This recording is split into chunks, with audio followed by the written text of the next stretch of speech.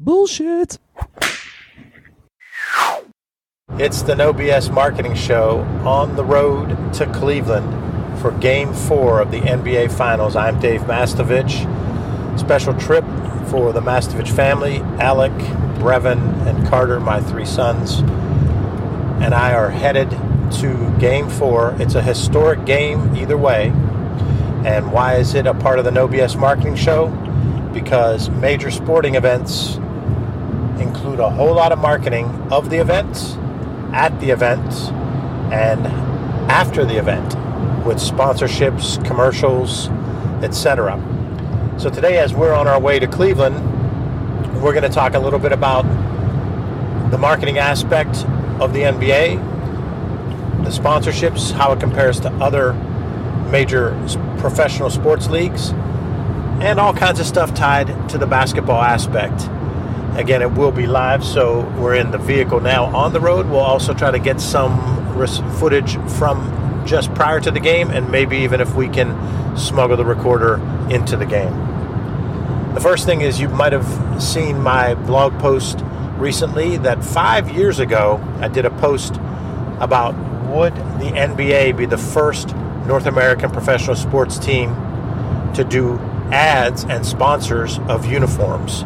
Would the players be wearing a sponsorship like Burger King or Pepsi or whatever? And it came true for almost 5 years to the day. In June 22nd of 2012 is when I posted the first blog.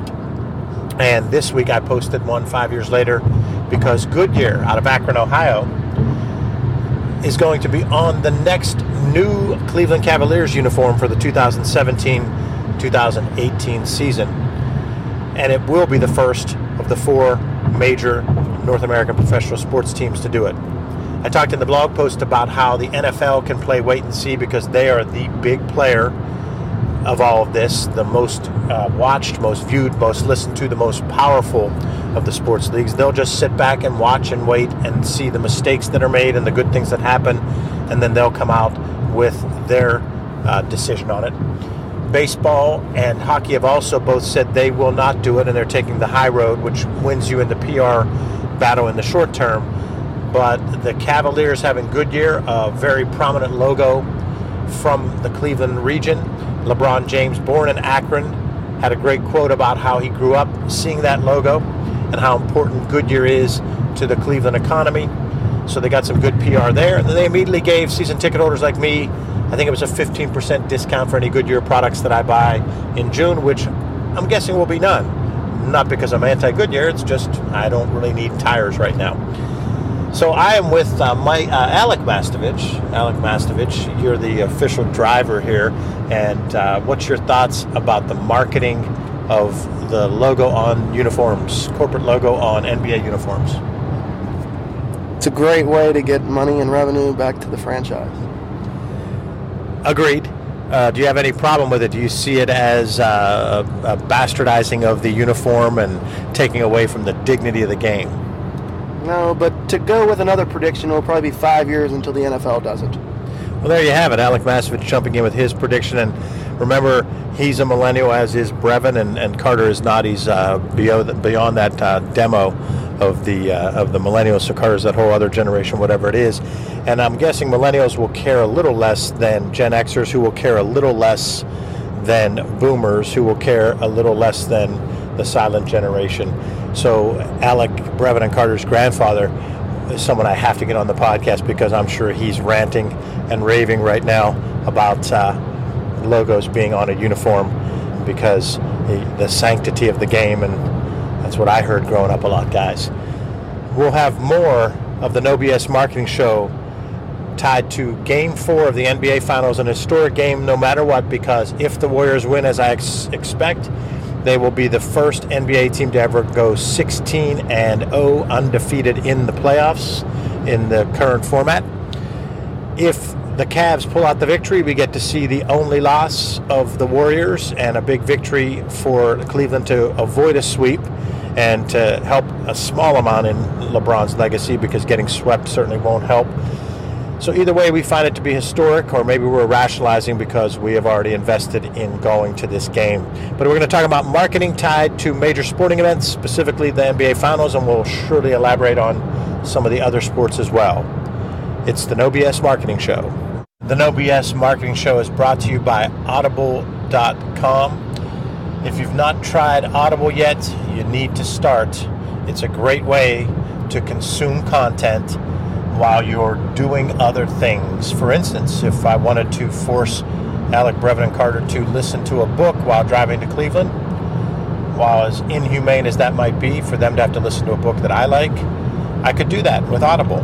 You can listen while working out, while walking, while cooking, whatever it is that you do. So it's a great way to consume content from books that you might not have read. And right now, you can go to audibletrial.com/nobs, audibletrial.com/nobs, and you'll get your free audiobook download and a free month of Audible. So try that at audibletrial.com/nobs, and maybe try a book like Life is Not an Accident by Jay Williams. And for the basketball fans out there, Jay Williams played at Duke, selected by the Chicago Bulls early in the NBA draft, signs a $1 million contract, wrecks on a motorcycle, ending his career, nearly ending his life and ending his career. He tells that story in the book, Life is Not an Accident. You can get that from Jay Williams on Audible. It's a good one. I actually read that one, but you can listen to that on Audible as well. audibletrial.com/nobs. Over 180,000 titles to choose from for your iPhone, Android, Kindle, or MP3 player. It's the No BS Marketing Show. I'm your host, Dave Mastovich. We are giving you the remote broadcast from the NBA Finals. Cleveland Cavaliers about to play the Golden State Warriors in Game 4. Cleveland is down 3-0, and as season ticket holders, we wanted to make sure we made it to at least one playoff game, and a little bit disappointed that it's 3-0, but this show is about the marketing around the NBA Finals. But that being said, it still is about basketball, and the Mastovich family is passionate about basketball, so we try to bring some of that into the podcast. Alec, Brevin, and Carter, my sons, are all here. Brevin is the first one willing to go on the record and make his bold prediction of what he thinks is going to happen tonight. Cavs 114, Golden State 110. LeBron 36, 11, and 8. What makes you think they're going to finally get a victory? They blew the last one. That last game, at the end of the game, the final 2 minutes, some of the most disappointing 2 minutes for you as a fan in your life, huh? Heartbreaking, to say the least. But now you can finally admit what you and I have argued about quite a bit, that Michael Jordan is clearly, unequivocally, better than LeBron James, even though I love LeBron. It's close, but after LeBron wins 4 in a row here, he's the best player ever. In the car, you were saying how you dropped him behind Kobe. Yeah, if he doesn't win tonight. Ooh. Alec Mastovich, come on over here. Come on over here. We're outside of the Q Quicken Loans Arena. Alec has been having a good time here. So, Alec, what are your thoughts? Your brother Brevin just talked about how LeBron's going to have a pretty big stat line and get a victory. What's your thoughts? I agree with Brev. You know, LeBron has to have a big game. I mean, nothing else to say. He blew the last one. The Cavs, they should have won Game 3. It'd be great to be a 2-1 lead right now and then have a good chance to win the night, but we'll see how it goes. I think they'll probably win the night, win Oakland, and they'll probably come back and lose in Cleveland. So we'll see, but I hope it goes to 7. Thank you, Alec. And Carter, our third son, my third son, is actually predisposed right now, so we'll have to wait on him. But I will give you my prediction, and it's historic. The Golden State Warriors will have the greatest NBA playoff run in the history of the league, in the history of the association. 16 wins against no losses. There will be a victory tonight. I agree that LeBron will have an amazing game, an incredible stat line, but they will win. MVP of the NBA Finals will be Kevin Durant, and that will change history with him making the move, coming to Golden State. He wins the MVP in the NBA Finals. Carter Mastovich is now available. Brevin has just got out some Febreze. Carter, come on over here. Come on over here after you've disrupted things. Tell us what your thoughts are on the Tonight's game, it's 3-0. Golden State. Well, I'm not going to tell you what your brothers predicted. What are your thoughts? I think they'll win tonight, and LeBron will go off, have like 40, maybe even 50. He's going to score a lot into that. But Kyrie and Love, Love might do bad, and I think Kyrie will do well. Kyrie will do well. Why are you laughing? You're getting taunted by your brothers. Yeah, sure. We'll go with that. We'll go with that. So there you have it. We are getting ready to head into Quicken Loans Arena for Game 4 of the NBA Finals. We've got 3. Mastovich is predicting a Cleveland Cavaliers victory, and I'm predicting a Golden State victory, and we are going to get to see history when they raise the Lawrence O'Brien Trophy, and Bill Russell will be there to give it out, and we'll get to be there for something like that, and when you guys are older, you'll really appreciate that. Sounds like the worst Friday ever. We'll be back with more from the No BS Marketing Show after the game. So much for my predictive skills or my prognostication abilities. As you heard, Alec, Brevin, and Carter all predicted a Cavaliers victory as we traveled to Cleveland to Quicken Loans Arena for Game 4 of the NBA Finals. I predicted that Golden State would win and sweep, and that we would get to see the trophy raised and history made because Golden State would be the first team to go 16-0 in the playoffs in the NBA history. Alec, Brevin, and Carter were correct. I was wrong, and it was a great game, and it's one of those times where you're just fine with being wrong as a Cavs fan and a LeBron fan. The game was amazing. The atmosphere was electric. The Cavaliers played really well. LeBron was awesome, but Kyrie was outstanding. Kevin Love played well. J.R. Smith hit some big threes. We also got to see the phantom technical in which they gave it first to Draymond Green, and then they gave it to Steve Kerr so Draymond Green wouldn't be thrown out of the game. Alec, I think, might have been one of the starters, if not the person that started the Draymond sucks chant in the one instance, which I'll give him credit for that. The interesting thing about the Quicken Loans Arena, the Q, is, even in a playoff atmosphere, the crowd was awesome. The game was awesome, but the Q is just okay. It's just kind of basic to get around, and it's the food choices aren't particularly strong in my estimation. A whole lot of carbs, and it just doesn't have that kind of atmosphere that you're seeing so common here in the last 5 to 10 years with arenas and football stadiums and so forth. But the city of Cleveland does rock it for NBA games when they're big time games, and especially in the playoffs and the finals. Just an amazing atmosphere. All kinds of activity, all kinds of marketing, as you would expect by the beer companies and bars and restaurants. Just true no BS marketing, getting people involved. Walking the streets was completely packed with people, real positive vibe, positive energy. Then we get into the game, and we notice that we did a strategic plan of buying 2 good tickets and 2 just getting in the building. And that enabled us to get all 4 of us there. And so then we would rotate as much as we could so that everybody got to have the good seats. Well, it turns out the good seats had us about 15 feet from where ESPN had set up their television set, their whatever you want to call it, the pregame show, where they were going to do that, and where they did the halftime report, and then where Sports Center did the postgame. That was pretty amazing to see and to be close to that. But it was an interesting customer service decision by the Quicken Loans Arena staff. We were probably 12 rows, 10 rows from that set where in the pregame it was Chauncey Billups, Jalen Rose, Michelle Beadle, and Paul Pierce. And Paul Pierce is one of Alec's favorite players. He was a huge Celtics fan.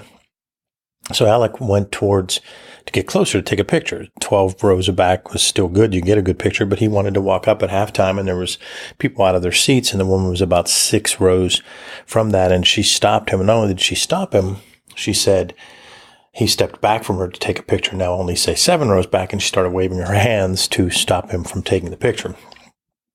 Interesting customer service decision. He wasn't screaming or shouting, and he wasn't doing anything that would obstruct the 6 rows away video that was going on, but it actually was not a great thing. And, Alec has that football mentality and got a little frustrated, and we then moved on. But it was just interesting customer service there to do that kind of decision making. There was no way that it would have been close enough to get on the air, make any noise or anything like that. That was at halftime. The pregame, we got to take some good pictures of that. And then the postgame, the Sports Center set was right beside us, and got to watch that go live. And they did let us walk up for that, which was interesting. So we walked up and we're standing right beside when that all happened.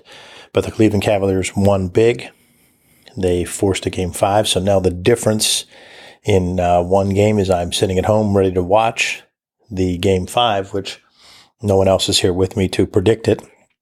I'll see if I can finagle Carter into coming to be a part of the interview. But I'm guessing that at Golden State, the Cavs aren't going to be able to pull this off, although I'll be pulling for them. A couple of other anecdotes from the finals. The next morning I get up, and it's early after a late night, and I figure I'm heading to the Starbucks down the block while my sons are sleeping.